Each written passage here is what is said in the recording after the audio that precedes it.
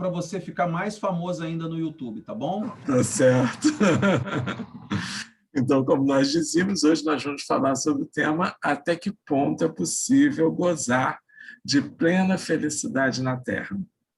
Então, vamos compartilhar alguns slides, conversar um pouquinho, para que a gente possa entender melhor essa questão à luz da doutrina espírita. Então, inicialmente, nós vamos começar com a ideia do que é felicidade. Que a maioria de nós na Terra não consegue compreender bem o que é felicidade.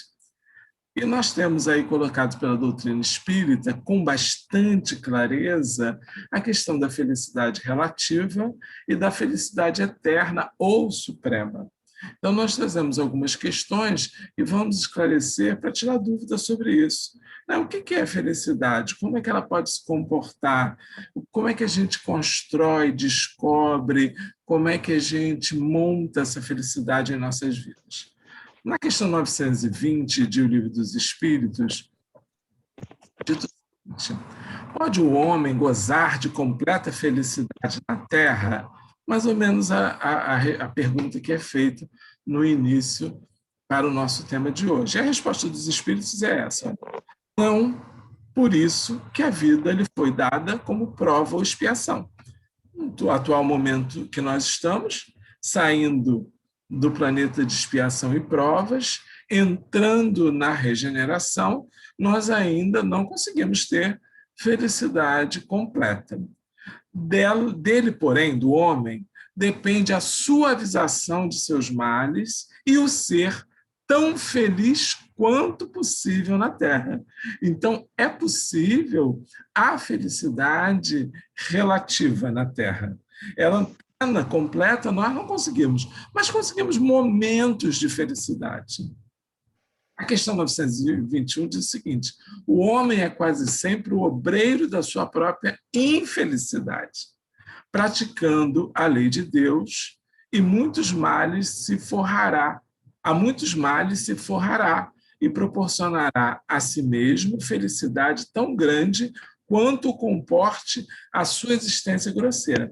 Então, para cada um de nós, para cada individualidade, há um limite de felicidade, que está relacionado a quem nós somos, a quem nós, através de várias existências, construímos enquanto individualidade, chegando nesse presente.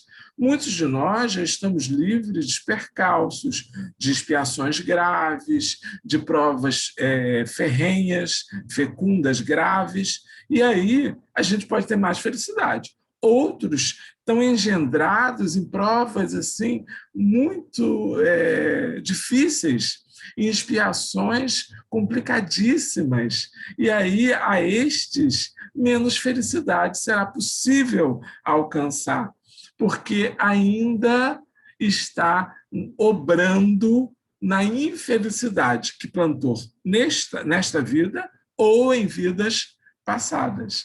Então, nós somos, enquanto a felicidade, nesse espectro da felicidade, nós temos uma variedade imensa. Então, numa mesma família, nós podemos ter pessoas que conseguem ser mais felizes e outras não tão felizes assim, por conta do momento espiritual de cada um. Ainda, os espíritos dizem, na questão 922, respondendo à pergunta: a felicidade terrestre é relativa à posição de cada um. O que basta para a felicidade de um constitui a desgraça de outro. Haverá, contudo, alguma soma de felicidade comum a todos os homens? Os espíritos respondem: com relação à vida material, é a posse do necessário, a felicidade comum a todos. Com relação à vida moral, é a consciência tranquila e a fé no futuro. Então, se nós quisermos depositar a felicidade presente num grau até aquele limite que nós conseguiremos, é preciso a gente ter a posse do necessário. Mas cuidado, porque necessário não é supérfluo. Muitos de nós juntamos coisas, amealhamos coisas e entendemos que aquilo para nós é necessário. mas muito do que temos em algum momento já é excesso, já é supérfluo. Não é o que a gente deveria ter. E o supérfluo, considerando as leis divinas, nós responderemos por sua detenção, por estarmos com ele, com o supérfluo, com o excesso. Porque o que está mais em nós pode estar faltando para o outro. Então, é o necessário, o limite, a relação da nossa, que nos dá posse da felicidade na Terra. E a felicidade moral, na vida moral, ou seja, na vida do espírito, é a consciência tranquila, é a gente conseguir ser moralmente equilibrado e não dever nada a ninguém e não criar problemas para dívidas futuras, não dever nada no passado e não construir dívidas daqui para o futuro, com a fé de que tudo há de ser melhor, guardando a esperança, que é uma das bandeiras desta casa que nós nos encontramos, né? Amor, caridade, esperança. Então, guardando esperança nesse futuro. Ainda no 924, os espíritos falam assim: há males que impedem da maneira, melhor, independem da maneira de proceder do homem e que atingem mesmo os mais justos. Nenhum meio terá ele de os evitar? Resposta dos espíritos: deve resignar-se e sofrê-los sem murmurar, se quer progredir. Sempre, porém, lhe é dado aurir consolação na própria consciência, que lhe proporciona a esperança de melhor futuro, se fizer o que é preciso para obtê-lo. Então, a resignação é importantíssima a nós, mesmo se nós estivermos, por exemplo, neste momento em que a Terra se encontra, onde há um flagelo atingindo toda a humanidade, com o objetivo de progresso, com o objetivo positivo de nos fazer aprender, mesmo que nós diretamente não tenhamos comprometimento com esse flagelo, que ele esteja mais ligado à coletividade, nós precisamos nos resignar com os efeitos dele, sem murmurar, sem queixas, porque senão perdemos a oportunidade do sofrimento que estamos passando, das dores, porque a dor é física, o sofrimento é moral, é psicológico, está dentro dos efeitos que se dão em nossa alma. Então, ou pela dor ou pelo sofrimento, não podemos nos queixar. Ninguém pode se alegar, por exemplo, inocente, sobrecarregado, sofrido, diante desse flagelo, por exemplo, que é a pandemia que se instala na Terra, porque estamos todos dentro dessa coletividade. Então, para o nosso progresso, a gente não tem como evitar. A pergunta foi, ele de evitar? Não temos como evitar. Só precisamos passar por ele de forma em que saímos dele aurindo consciência limpa e proporcionando esperança no futuro melhor. E fazendo tudo o que for preciso para que estejamos bem. Então, por exemplo, estamos no flagelo, furamos a fila da vacinação. Ah, meu Deus, ia tudo tão bem, eu ia aproveitar beneficamente esse flagelo que atinge toda a Terra. Mas como eu não consegui me comportar moralmente como necessário, eu não consigo aurir consolação, porque a minha consciência estará comprometida com o ato que eu fiz. Então, essa construção da felicidade, ela tem muito a ver conosco, com as nossas opções, com as nossas ações. Na pergunta 926, fala assim: criando novas necessidades, a civilização não constitui uma fonte de novas aflições? Os espíritos respondem: os males deste mundo estão na razão das necessidades factícias que vos criais. E criais, isso. Há muitos desenganos se poupa, Há muitos desenganos se poupa nesta vida aquele que sabe restringir seus desejos e olha sem inveja para o que esteja acima de si. O que menos necessidade tem, esse é o mais rico. Lembra das necessidades básicas que eu falei? Livre do supérfluo? Há aqui um reforço, porque Kardec fazia isso muito bem. Ele fazia a pergunta de uma forma diferente para que a resposta tivesse um reforço. Aqui é um reforço. Não pode ser necessidades factícias. Tem que ser necessidades reais. Então, eu preciso estar feliz, suprido de alimentação, suprido de vestimenta, suprido de moradia. Mas eu não preciso ter uma moradia para eu morar solteiro numa casa de 15 quartos. Até 5 quartos já acho um exagero. Então, quando eu faço isso, eu estou vivendo a amplidão do necessário. Eu estou fazendo com que o necessário tenha entrada no caminho do supérfluo. Porque o que menos tem necessidades, o que menos cria necessidades, é o que é mais rico. Os espíritos respondem, que é o que vive mais na simplicidade. Evidentemente, por meio da especialidade das aptidões naturais, Deus indica a vossa vocação neste mundo. Muitos dos nossos males não advirão de não seguirmos essa vocação? E os espíritos respondem, assim é, de fato. E muitas vezes são os pais que, por orgulho ou avareza, desviam seus filhos da senda que a natureza lhes traçou, comprometendo-lhes a felicidade por efeito desse desvio. Responderão por ele. Útil na medida de suas faculdades, desde que não as aplique às avessas.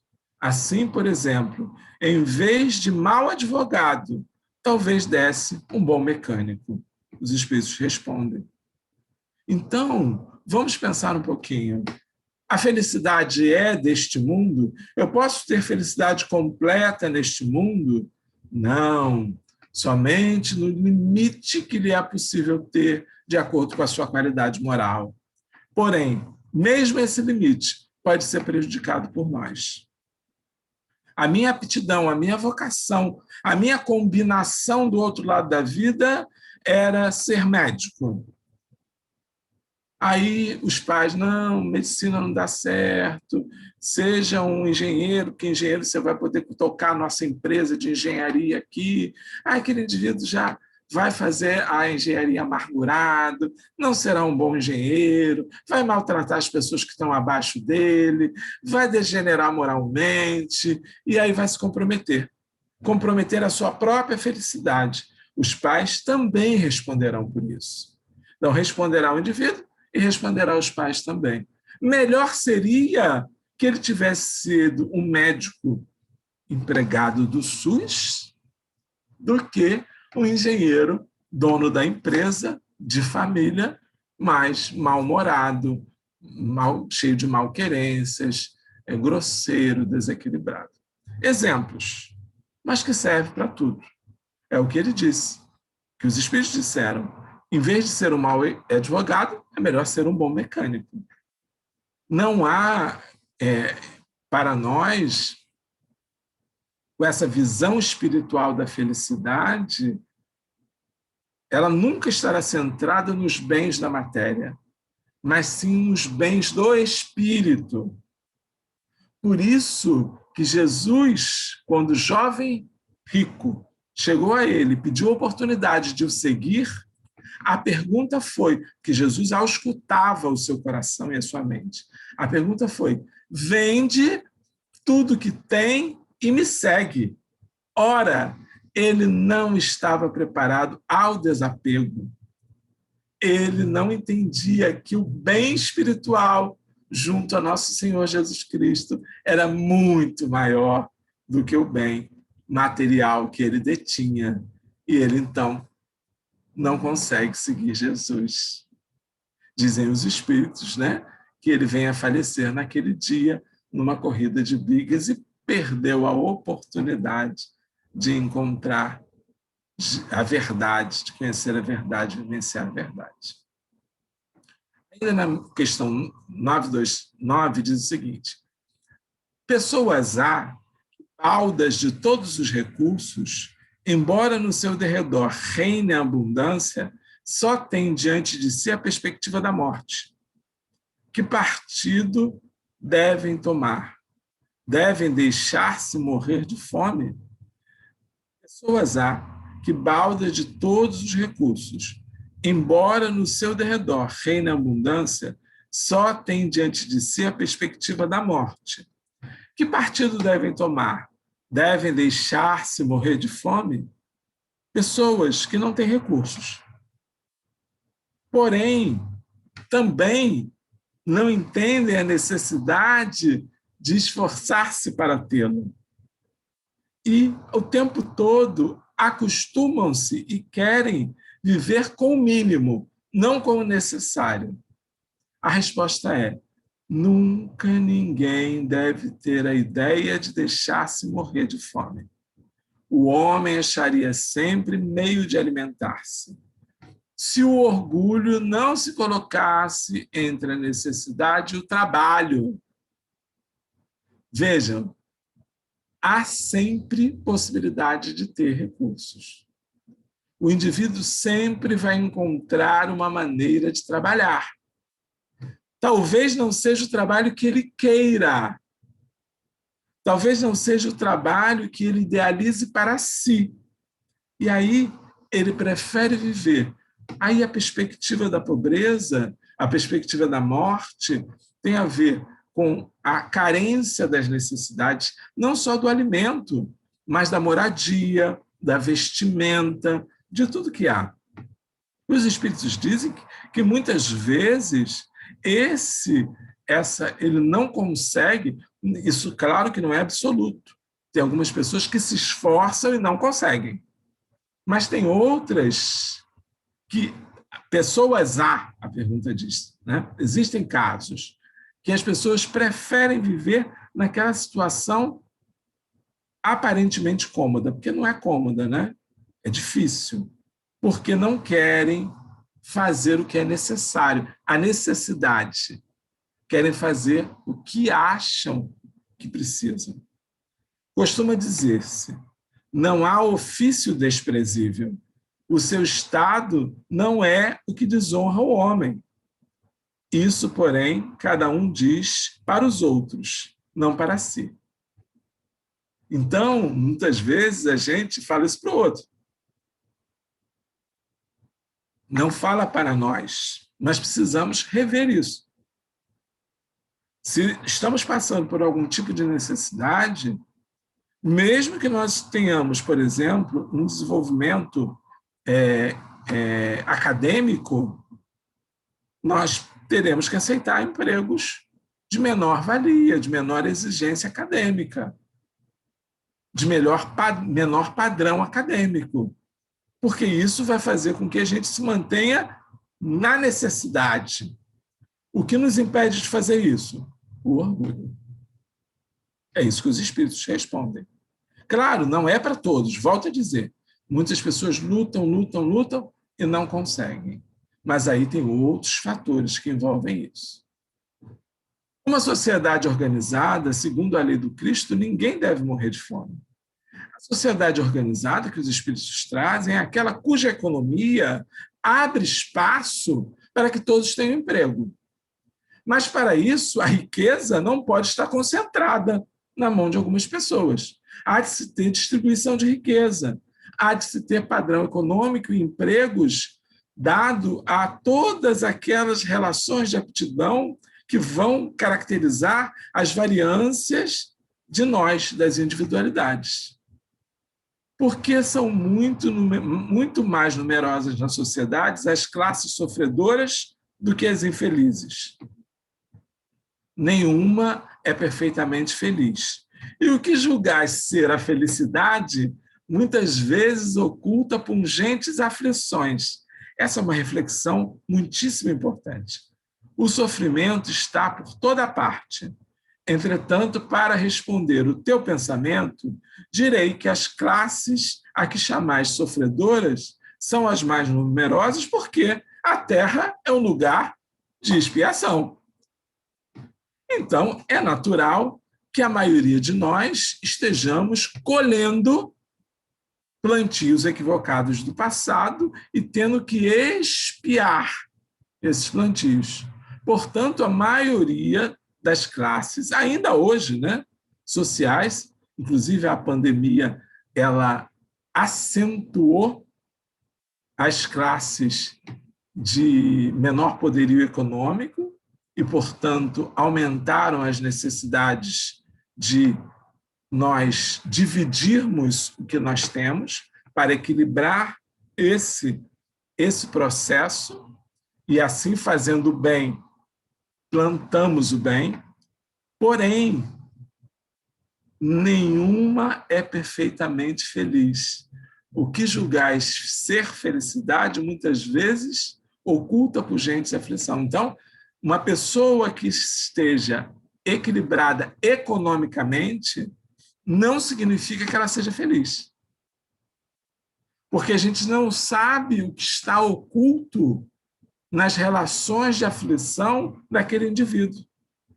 Pode ser uma degeneração de um filho, na família, de degeneração moral de um filho, pode ser uma doença material, pode ser um problema psíquico, psiquiátrico, psicológico, pode ser N outros motivos, né, para a gente não ficar enumerando todos, que afligem qualquer alma no estado de menor poderio econômico, no estado de maior poderio econômico. Então, cuidado quando a gente diz ele está no estado de pobreza, é infeliz. Está na mansão, é feliz. Isso a gente não pode dizer. Porque no mundo, tão a miúde, a influência dos maus sobrepuja a dos bons. Nós estamos vendo aí, né? Corrupção, corrupção na pandemia, corrupção na compra de vacina, corrupção na instalação de hospitais, diante dessa crise toda. Mas por que isso? A resposta é importantíssima. Os espíritos dizem assim, por fraqueza destes, de todos nós. Os maus são intrigantes e audaciosos, e os bons são tímidos. Quando estes o quiserem, preponderarão.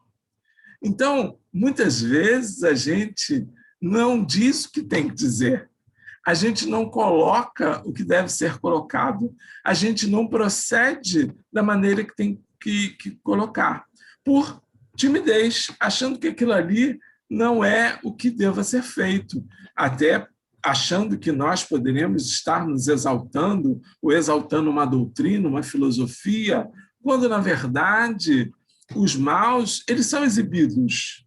Por isso que, quando a gente abre o jornal e vê a televisão, vê muita maldade e pouca bondade. Mas estão aquelas formiguinhas entregando bolsas, entregando quentinhas, cuidando das pessoas. Isso deve ser divulgado.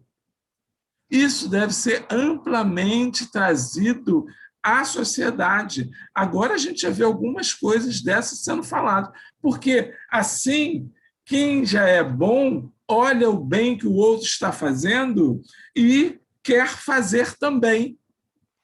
E aí cresce, prepondera o bem. Se nós nos mantermos tímidos, muita gente vai dizer, tá ruim mesmo, não vai dar certo, é o fim do mundo, né? Chegamos ao apocalipse, tudo será destruído, porque não tem uma pessoa boa na Terra, né? Já ouviram esses discursos, né? Por quê? Porque os bons são tímidos. Então, a gente precisa ouvir os espíritos com relação a isso, com o entendimento. Bom, falamos da felicidade relativa, da felicidade eterna ou futura, né? E agora nós vamos ver a felicidade vã e a felicidade real, que é outro tratamento que os espíritos dão à questão da felicidade. Diz no Evangelho segundo o Espiritismo, uma máxima de Eclesiastes, no Velho Testamento, diz que a felicidade não é deste mundo. Com efeito, nem a riqueza, nem o poder, nem mesmo a florida juventude são considerados essenciais à felicidade. Digo mais, nem mesmo reunidas todas essas condições tão desejadas pelo mundo, porquanto incessantemente se ouvem no seio das classes mais privilegiadas pessoas de todas as idades que se queixam amargamente da situação em que se encontram.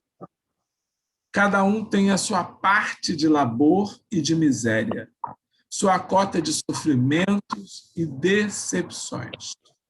Então, a felicidade, ela vai depender sempre do nosso estado de espírito. Por isso que nós, espíritas, desconstruímos o céu e o inferno exterior para entendermos o céu e o inferno interior, consciencial. Porque, independente do que está no externo, do que reflete a juventude, a beleza, a riqueza, é o interior, é o estado do espírito que vai nos falar da felicidade real. A Terra é um lugar de provas e expiações. Assim, pois, os que pregam que ela é a única morada do homem e que somente nela e numa só existência é que se cumpre alcançar o mais alto grau de felicidade que a sua natureza comporta, iludem-se, enganam os que escutam, visto que demonstrado está, por experiência arquissecular, que só excepcionalmente esse globo apresenta as condições necessárias à completa felicidade do indivíduo. Respondendo à pergunta, raramente nós vamos encontrar na Terra, no atual estágio evolutivo, saindo de expiação e provas, já entrando na regeneração, mas muito no início, né? A gente vai conseguir encontrar a felicidade plena, completa, porque não é característica do nosso planeta, não é característica dos homens que aqui estão, sabendo que nós temos oportunidades de vidas sucessivas que nos farão construir esse caminho de felicidade real. Ainda no Evangelho segundo o Espiritismo, nós temos, em tese geral, pode afirmar-se que a felicidade é uma utopia, a cuja conquista as gerações se lançam sucessivamente, sem jamais lograrem alcançá-la. Se o homem ajuizado é uma raridade neste mundo, o homem absolutamente feliz jamais foi encontrado. Em que consiste a felicidade na Terra é coisa tão efêmera para aquele que não tem a guiá-lo a ponderação, que por um ano, um mês, uma semana de satisfação completa, todo o resto da existência é uma série de amarguras e decepções. Aonde a gente coloca a felicidade é na felicidade vã, passageira, na felicidade deste mundo, enquanto a felicidade real, ela é ampla, ela consiste em uma construção do ser. E aí a gente vai, diz, não, eu agora sou feliz, faço o que eu quero da minha vida, aí apronta, cria um monte de problemas, despende dinheiro, e aí depois, meu Deus, e agora? O resto da existência de amarguras e decepções, às vezes prolongando-se por muitas e muitas vidas. Joana de Anjos nos diz que, às vezes, um mal, né, que a gente faça possa gerar muitas encarnações de resgate. Imagina. Então, precisamos cuidar muitíssimo disso. moradas há mais favorecidas, onde o espírito, conquanto aprisionado ainda numa carne material, possui em toda a plenitude os gozos inerentes à vida humana. Tal a razão porque Deus semeou no vosso turbilhão esses belos planetas superiores, para os quais os vossos esforços e as vossas tendências vos farão gravitar um dia, quando vos achardes suficientemente purificados e aperfeiçoados. Então existe a felicidade real? Existe a felicidade real. Não é deste mundo, mas existem mundos que vão nos possibilitar o exercício, a vivência, a construção da felicidade.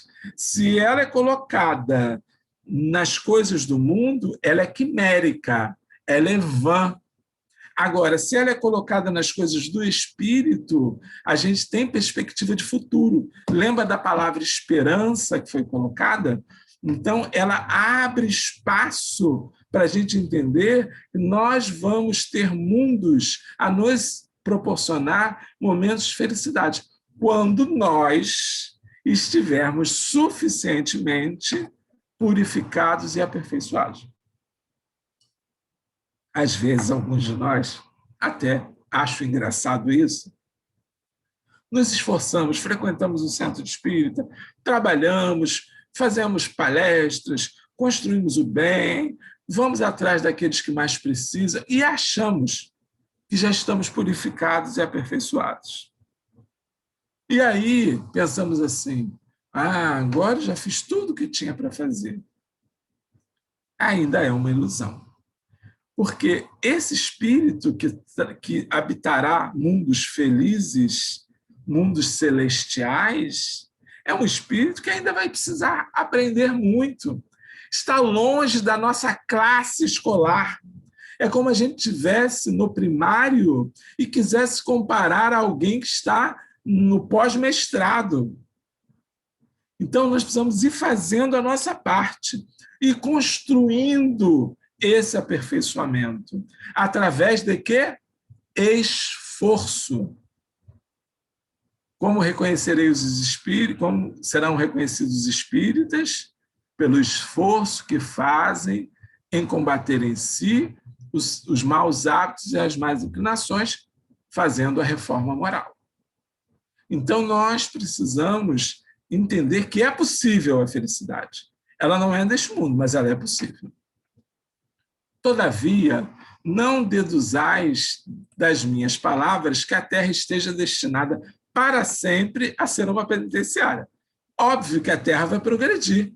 A terra um dia será mundo feliz. Resta saber se a gente vai acompanhar o progresso ou se a gente ainda vai ficar repetindo de ano para um dia voltar a este aprisco ou a outros que estarão no estágio de mundo feliz. Não, certamente, dos progressos já realizados, podeis facilmente deduzir os progressos futuros, dos melhoramentos sociais conseguidos, novos e mais fecundos melhoramentos virão. Essa tarefa imensa, cuja execução cabe à nova doutrina que os espíritos vos revelaram. E, olha aí, então, nós espíritas somos construtores, somos executores da felicidade neste planeta. Essa a tarefa imensa cuja execução cabe à nova doutrina que os espíritos vos revelaram. A manutenção do espiritismo, a propagação do espiritismo, a divulgação do espiritismo. Portanto, o espiritismo não é para ser vivido num complexo religioso fechado, numa comunidade fechada. O espiritismo não é para isso. O espiritismo é para ser levado a toda a terra. Ismael falou isso lá em Brasil, Coração do Mundo, Pátria do Evangelho, que nós precisaríamos, nesses 100 anos que estamos vivendo, levar a revelação espírita a toda a Terra. Como os espíritos não vêm à matéria para fazer o trabalho que é nosso, eles nos ajudam e cooperam, nós precisamos fazer a nossa parte. Queremos a Terra feliz? Queremos ser felizes? Trabalhemos pela felicidade coletiva, levando o Espiritismo a todos. Assim, pois, meus queridos filhos, que uma santa emulação vos anime e que cada um de vós se despojem do homem velho. Deveis todos consagrar-vos à propagação desse Espiritismo, que já deu começo à vossa própria regeneração. Começa por nós, quando o Espiritismo entra em nós. Constrói fora quando o Espiritismo sai de nós. A maior propagação do Espiritismo é o testemunho dos nossos atos. Nós erramos? Augusto, erramos. Aprendemos com os nossos erros, vamos para frente, vamos construindo cada um a sua individualidade. Não somos perfeitos, mas precisamos nos consagrar ao esforço. Nós todos teremos que ser reconhecidos como os esforçados e trabalharmos, nos consagrarmos à propagação do Espiritismo. Corre-vos o dever de fazer com que os vossos irmãos participem dos raios da sagrada luz. Mãos, portanto, à obra, meus queridos filhos, que nesta reunião solene todos os vossos corações aspirem esse grandioso objetivo de preparar para as gerações vindouras um mundo onde já não seja vã a palavra felicidade. Então, a nós, espíritas especialmente, é entregue essa tarefa de colaborar com a implantação da ideia da felicidade geral no mundo, para que as pessoas não se concentrem nessa felicidade vã que não acompanha o que é necessário. O poder do agora se apresenta como da alta significância, porque em 1 minuto pode-se mudar completamente a trajetória existencial, tanto para o bem quanto para o mal. Agora é o teu momento de autoiluminação, diz Joana de Ângeles. Não hajas com precipitação, para não acumulares mais dificuldades para o amanhã. Então, a felicidade real, ela constrói no agora. Paira nas mentes e nos corações a impressão de que o mal prevalece, pois que se encontra em todo lugar, ao mesmo tempo que escasseiam os valores edificantes e as realizações da solidariedade. Mas tudo se renova. Confia no tempo e age com retidão. O mal de agora se torna fator fecundante do bem de amanhã. O teu exemplo terminará fecundado em outras vidas. A vitória do bem é inevitável e o triunfo sobre o sofrimento será brevemente alcançado. Os mundos regeneradores servem de transição entre os mundos de expiação e os mundos felizes. Alguns de nós espíritas estamos guardando a ilusão de que haverá uma chave que vai ser virada e o mundo de regeneração vai surgir e tudo vai mudar. E o bem vai estar do nosso lado. Isso é um caminho. E o próprio mundo de regeneração é uma fase de transição para o mundo feliz. E aí ele vem nos dar uma notícia, olha lá. Nestes mundos, todavia, de regeneração, ainda não existe a felicidade perfeita. Então, respondendo amplamente a pergunta que foi feita, a felicidade plena não poderá ser alcançada na Terra, nem poderá ser alcançada no mundo ainda de regeneração. Mas haverá a aurora da felicidade. Nós conseguiremos ver a felicidade despontando, a luz da felicidade surgindo. Para nós será muito mais confortante, obviamente, do que o momento que a gente se encontra, em que a gente não consegue, ainda é noite, ainda estamos em trevas, a aurora não surgiu. O homem lá é ainda de carne e, por isso, sujeito às vicissitudes de que libertos só se acham os seres completamente desmaterializados. Ainda teremos um corpo físico suscetível às experiências na carne, que nos fazem, pelo véu do esquecimento, não conseguirmos, muitas vezes, cumprir o que nós desejávamos, pelas nossas imperfeições, não só pelo véu do esquecimento, mas pelas nossas imperfeições íntimas guardadas em nós. Então, ainda não haverá felicidade perfeita, mas a aurora da felicidade se dará. O sol das bênçãos já estará fazendo chegar um novo dia. Assim é que ninguém escapa à lei do progresso. Cada um será recompensado segundo o seu merecimento real e que ninguém fique excluído da felicidade suprema. Todos podem aspirar, quaisquer que sejam os obstáculos com que topem no caminho. Já comentei isso com vocês já devem ter ouvido falar sobre isso. Um dia eu serei arcanjo, eu serei co-criador de planetas, eu estarei tão próximo de Deus que o pensamento de Deus estará em mim. E eu direi, eu e o Pai somos um. Mas quando se dará isso? Eu já falo por mim que deve demorar uns 3 trilhões de anos. Mas eu vou conseguir. E assim chegará a felicidade, porque não há excluídos na visão da doutrina espírita. Não há ninguém criado perfeito, mas também não há ninguém criado impossibilitado de alcançar a felicidade, de alcançar a pureza espiritual. Então é um caminho, meus irmãos, que depende de nós. Quaisquer que sejam os obstáculos, é possível removê-los. Os espíritos nos dizem que a gente não consegue, porque não imprimimos a vontade necessária. A nossa vontade ainda é fraca para combatermos e retirarmos esses obstáculos.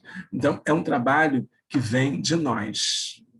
O modo mais eficaz para ser feliz, para produzir-se as duas solicitações, o modo mais eficaz para ser feliz pode reduzir-se a 2 solicitações que Jesus expôs durante a sua jornada terrestre e ainda permanecem desatendidas por nós. Amar ao próximo como a si mesmo e não desejar o que não queira para si próprio. A felicidade independe dos valores externos, reforço de Joana de Ângeles, embora alguns contribuam para a harmonia do ser e o estabelecimento do conforto, de benefícios e de paz. Sede bons e caridosos, essa é a chave dos céus, chave que tendes em vossas mãos. Toda a eterna felicidade se contém neste preceito. Amai-vos uns aos outros. Não pode a alma elevar-se às altas regiões espirituais, senão pelo devotamento ao próximo. Somente nos arroubos da caridade encontra ela venturas e consolação. Por isso que a máxima trazida pela bendita doutrina espírita é: fora da caridade não há salvação. Se não nos amarmos, não conseguiremos encontrar a felicidade. O amor, a sua irradiação acalma, dulcifica, sustenta, porque se origina em Deus, a fonte geradora da vida. Por fim, alcança a plenitude criadora e esquece de si mesmo para atender, iluminar e seguir adiante. Jesus, nosso amigo de todas as horas, o amador maior, o Espírito que veio nos ensinar que sem o amor não conseguimos encontrar a nossa felicidade, nos espera. Só precisa que façamos a nossa parte. A felicidade plena não é deste mundo, mas é possível que nós a encontremos no futuro, longínquo ou mais próximo, dependendo de nós. Muito grato pela paciência de vocês. Eu passo a palavra à Amanda, que vai conversar conosco, né, Amanda?